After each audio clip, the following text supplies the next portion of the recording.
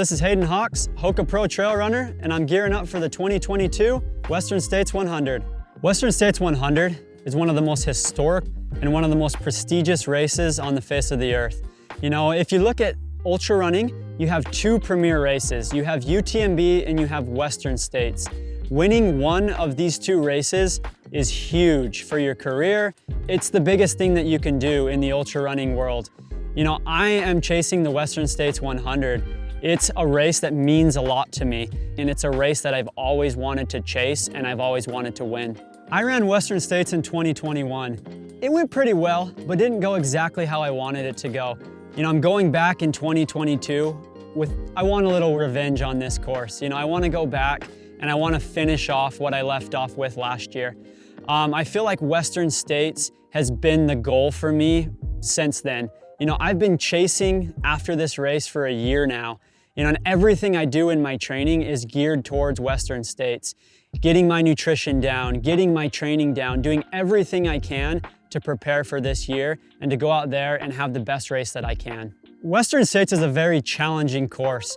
You know, not only do you have to deal with the terrain, the varied terrain of the course, you have to deal with the heat, you have to deal with altitude, you have to deal with a lot of different factors that makes Western States very, very difficult. Plus, it's the most competitive race in the United States and one of the most competitive races in the world. You have to be ready on race day if you want to win this race. My training, I'm going to be doing a very, very big block. I'm going to be doing a lot of volume, a lot of very specific runs that are going to help me meet the demands of Western States. You know, on a training standpoint, you not only have to be ready for the distance of Western States, it's 100 miles, you know, that's a long ways, but you have to be ready to run fast. You have to be ready to run the entire thing. You know, as elite runners, we are running every step of Western States, and you have to have leg speed. You have to be very fast. You have to be very efficient. I do specific workouts. You know, every week I'm doing 2 to 3 speed workouts a week. I'm doing tempo runs, I'm doing pickups out on the trails, and I'm doing things that are very specific to Western States. One specific session that I like to do every year is I like to go to the Grand Canyon. I like to descend really fast down into the Grand Canyon because Western States is a net downhill course. You have to make sure that your quads are ready for the pounding. So I'll descend really, really fast down into the canyon, and then I'll turn around and I'll do pickups on the uphill going back out of the canyon. That way I'm teaching my legs not only to be able to handle the downhill, but be able to transition to handling the uphill. You know, I do a lot of sessions still on the track. I do a lot of sessions on the road, and I do specific trail sessions as well to hit every demand of Western States 100. And I feel like, you know, when I put all that together and I stay patient through my training block, I'll be ready for Western States. And everybody's different when it comes to volume. You have to find your sweet spot. You know, for me, my sweet spot is right around 120 miles a week.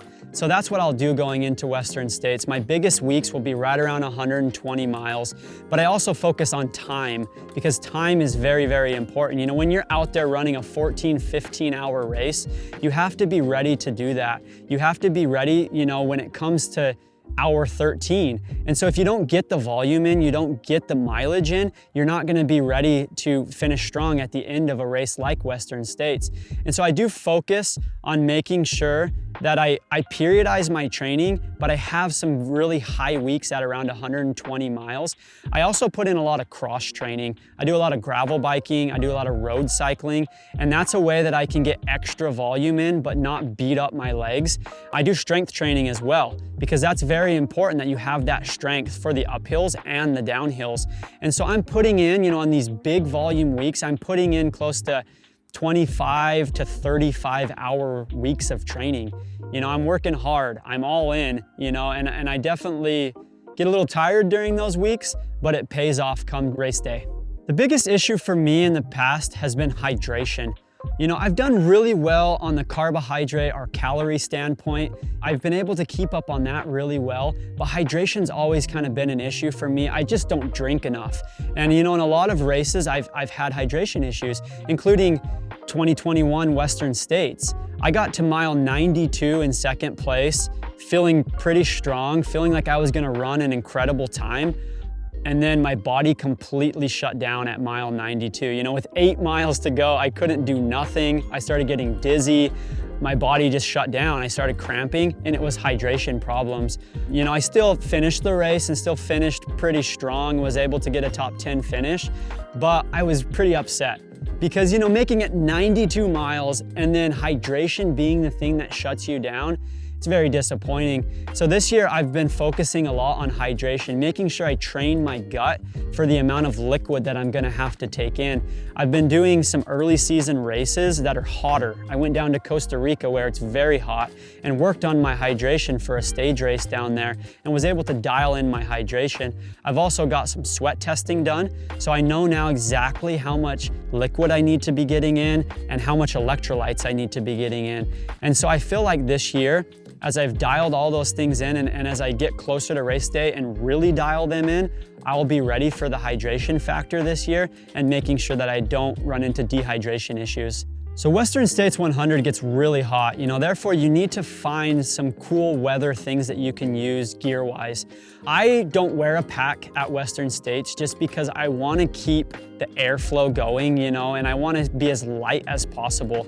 I use an ice bandana. I'll sometimes use ice in arm sleeves to make sure that I'm keeping my core body temperature down during Western States.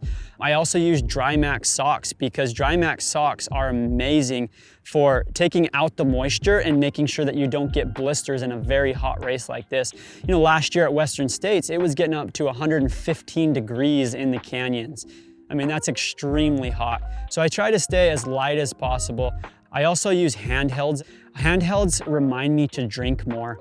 The handhelds, you know, can be very, very good too at aid stations because you can rotate them in and out very, very easy.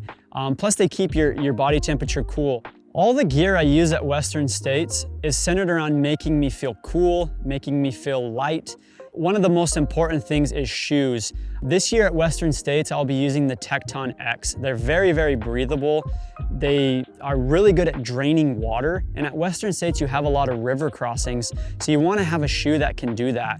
But it's also very breathable so your feet aren't getting hot in the middle of the race. I think the Tecton X is going to give me a great advantage this year with that dual carbon plate, with the amount of cushioning it has and being lighter weight than a lot of other racing shoes that I've used in the past. The Tecton X is gonna give me a high energy return. And honestly, I think it could be a big difference maker this year. You know, Western States has been a race that I've been eyeing since I was a high school kid. It's always been on my mind. You know, it is an amazing race, an amazing community, and honestly, it's my favorite race in the world. I can't wait to line up, hear that gun go off, and chase the win at Western States 2022.